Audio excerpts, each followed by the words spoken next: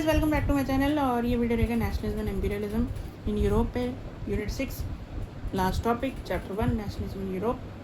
तो इस टॉपिक में कहा गया दोस्तों, नेशनलिज्म जब लास्ट क्वार्टर 19th सेंचुरी में आया तो इसने अपना ये रीगेन नहीं कर पाया the original idealistic liberal ideology को। दूसरा क्या हुआ, नेशनलिटीज़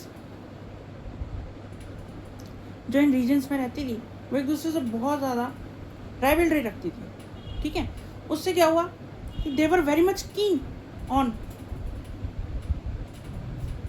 गोइंग इनटू वॉर, ठीक है, अगेंस्ट ईच अदर। और थर्डली क्या हुआ, बिग यूरोपियन पावर्स ने अपने इंपीरियलिस्ट एम्स को पूरा करने के लिए क्या किया, they manipulated the ideas of nationalism and to gain their own imperialistic AIIMS.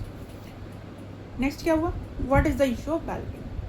1871 के बाद बैल्कन्स रीजन का एक इशू आता है। बैल्कन्स में कौन से एरियाज आते हैं, तो आज का मॉडर्न डे हमारा रोमानिया, बल्गेरिया, बोस्निया हर्ज़ेगोविना, ठीक है। उसके बाद कौन सा आता है, Greece, Macedonia, Croatia, Slovenia, Slovakia, ऐसे करके, ठीक है, बहुत सारे रीजन आते हैं। और ग्रीस आता है, तो ये भी, इन सारे नेशंस को मिलके हम कहते हैं स्लैविक नेशंस। आगे कहता है दोस्तों कि ये जो रीजन था ना बैल्कन का, वो सारा का सारा was under the control of Ottoman empire, जिसको कहा जाता है टर्की। थर्ड जो पॉइंट कहता है कि जब रोमांटिसिज्म के आइडियाज बैल्कन में आए, और दूसरा क्या हुआ, डिसइंटीग्रेशन, यानी कि ऑटोमन एम्पायर ब्रेक डाउन हो गया, तो क्या हुआ, ये रीजन बहुत ज़्यादा एक्सप्लोसिव हो गया, this region becomes explosive. And fourth point क्या हुआ कि one by one the European nationalities broke away, सारी यूरोपियन नेशंस ब्रोक होने लगी from the, and they now wanted to gain their independence, अपनी इंडिपेंडेंस को क्लेम भी कर लिया, इंडिपेंडेंट हो गए। What did the people of Balkan did, तो ये नेक्स्ट टॉपिक है, इसी में ये बताता हूँ क्या किया। तो पहला इन्होंने किया कि भाई they use they claims for independence based on nationality. पहला इन्होंने नेशनलिटी को बेस बनाया, ठीक है। और दूसरा क्या किया कि हिस्ट्री को यूज किया to prove that once they were independent but later on they were subjugated by the foreign countries, ठीक है। उन्होंने कहा पहले तो हम इंडिपेंडेंट ही थे, तो अब भी तो हम इंडिपेंडेंस ही मांग रहे हैं, इंडिपेंडेंट ही हो रहे हैं, तो क्या बुरा है।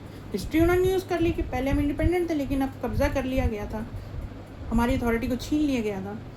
तो नेक्स्ट पॉइंट जो आगे कहता है वो ये कहता है दोस्तों, ये वाला पॉइंट कहता है कि ठीक है। और उसके बाद इन्होंने किया कि अब आप देखोगे on the one side there was a struggle of Slavic nationalities, है ना, and on the other side to gain the independence, and on the other side the big conflict, and the area becomes the area of big conflict. उसके बाद आता है कि जो rebellious nationalities थी उन्होंने क्या कहा, इन एरियाज में जो बैल्कन में रह रही थी, वो कहती हैं कि ठीक है, we will use now struggle, we will fight for our independence, ठीक है, दैट इज़ नथिंग रॉन्ग, ठीक है। और उसके बाद जो आगे का पॉइंट आता है वो ये आता है, why did the Balkan area become more intense, more prone to intense conflict, क्यों आए वहाँ पे इंटेंस कॉन्फ्लिक्ट। तो पहला रीज़न ये था कि बैल्कन का जो रीजन की कंट्रीज थी ना, वर very much jealous of each other, were extremely jealous, एक दूसरे से इतनी जेलसी, इतनी जलन करते थे, ठीक है। So they want to expand their territories. Second point कहता है कि टेरिटरीज बढ़ाओ at the expense of others, और एक दूसरे से वॉर करो, ठीक है। तीसरा क्या कह रहे हैं, तीसरा कहते हैं कि जो ये थी, क्या कहते हैं, जो बिग पावर्स थी उनकी भी बहुत ज़्यादा कॉन्फ्लिक्ट थी, बिग 4 यूरोपियन पावर्स, उनकी भी बहुत ज़्यादा कॉन्फ्लिक्ट थी ओवर 4 एरियाज, जैसे मिलिट्री माइट, नेवी, उसके बाद पावर, ट्रेड, 4 जगहों पे ये लड़ाई करते थे। ईच बिग पावर कौन सी थी, Russia, Austria Hungary, Germany, UK या इंग्लैंड, इनको क्या होता था, एक दूसरे को देवर कीन ऑन काउंटरिंग, एक दूसरे का इन्फ्लुएंस काउंटर करते थे, दूसरे की पावर को कम करने का सोचते थे और एक दूसरे से ज़्यादा टेरिटरीज गेन करने का सोचते थे। इसी वजह से क्या हुआ, इसी राइवलरी की वजह से एक सीरीज ऑफ इंटेंस वॉर्स हमें देखने को मिलता है इस पीरियड में बाल्कन के अंदर। और फाइनली क्या हो जाता है 1914 में दोस्तों, यहाँ पूछ लेगा क्या हुआ था, वर्ल्ड वॉर 1 हुआ था या फर्स्ट वर्ल्ड वॉर हुआ था, तो वो हो गया।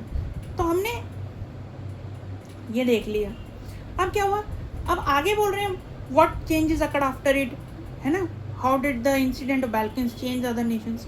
ये क्वेश्चन आ गया तो क्या लिखोगे, तो आगे लिखा जाएगा कि नेशनलिज्म जब इंपीरियलिज्म से टाई किया गया तो हमने देखा कि it led to a disaster in 1914, first world war देखा हमने। उसके बाद क्या हुआ, नेशनलिटीज नाउ बिगिन, वो समझ गए थे, एंड अदर कॉलोनीज, जो कॉलोनियल कंट्रीज थी ना, जहाँ पे कॉलोनी बनाई गई थी पुराने टाइम में, फ्रांस, जर्मनी, इन सब की कॉलोनीज थी, है ना, यूके, है ना, अपनी अपनी सबकी, यूएस की कॉलोनीज थी, स्पेन की कॉलोनीज थी, पोलैंड की थी, सबकी अपनी अपनी थी। तो उन्होंने क्या किया, जो कॉलोनियल कंट्रीज थी, उन्होंने कहा कि अब क्या दिया कि we stand with nationalism but we oppose the imperialism. They begin, तो पहला पॉइंट आता है, they begin to oppose all type of imperialism के अगेंस्ट हो गया। देयर एंटी इंपीरियल मूवमेंट्स, देखिए दोस्त ध्यान से सुनिए, नेशनलिस्ट क्यों, क्योंकि पहला point, they all want to make the nation states, है ना, इंडिपेंडेंट नेशन स्टेट्स। सेकंड क्या करना चाहते थे, सेकंड ये था कि उनके जो वो थे कि आइडिया ऑफ कलेक्टिव यूनिटी उनके अंदर था, ठीक है ना। और third, they oppose any form of imperialism, any और एवरी फॉर्म ऑफ इंपीरियलिज्म, सब इंपीरियलिज्म के खिलाफ है। और लास्ट में क्या कहते हैं, चेंजेस क्या आए, तो चेंज ये आया कि भाई देखो, इतना चेंज आने के बाद ये चेंज भी आया कि हर बंदे ने यूरोपियन आइडिया ऑफ नेशनलिज्म को अपनाया, लेकिन अपने वे ऑफ स्पेसिफिक स्टाइल से डेवलप करके अपनाया गया। डिफरेंट कंट्रीज में it led to different meanings nationalism के निकले, लेकिन जो कोर आइडिया था, फाउंडेशनल आइडिया था, बेसिक आइडिया था, वो यही था कि जो सोसाइटीज़ हैं should be made into the nation states, should create the nation states, should be created as nation states। क्यों बनाना चाहिए, यही तो है, यही आइडिया कि सोसाइटीज़ को नेशन स्टेट बनना चाहिए, ये came to be universally and naturally accepted idea बन गया। ये ऑल ओवर वर्ल्ड माना जाता है, ये एशिया से लेके अफ्रीका तक भी अगर ये आइडिया जाएगा तो सबने मानना है, ऐसा नहीं है कि नहीं माना, ठीक है। तो यही आइडिया कि सोसाइटीज़ को नेशन स्टेट्स बनना चाहिए, ये यूनिवर्सली और नेचुरली एक्सेप्टेड आइडिया बना, ठीक है। तो आई होप आपको ये वीडियो पसंद आया होगा दोस्तों। आपका ये chapter 1 nationalism in Europe class 10 अब यही ख़त्म होता है। आने वाली वीडियो में हम नेक्स्ट चैप्टर के बारे में पढ़ेंगे। और don't forget to like, share, subscribe and comment as well दोस्तों। और तब तक के लिए मेरी तरफ से गुड बाय।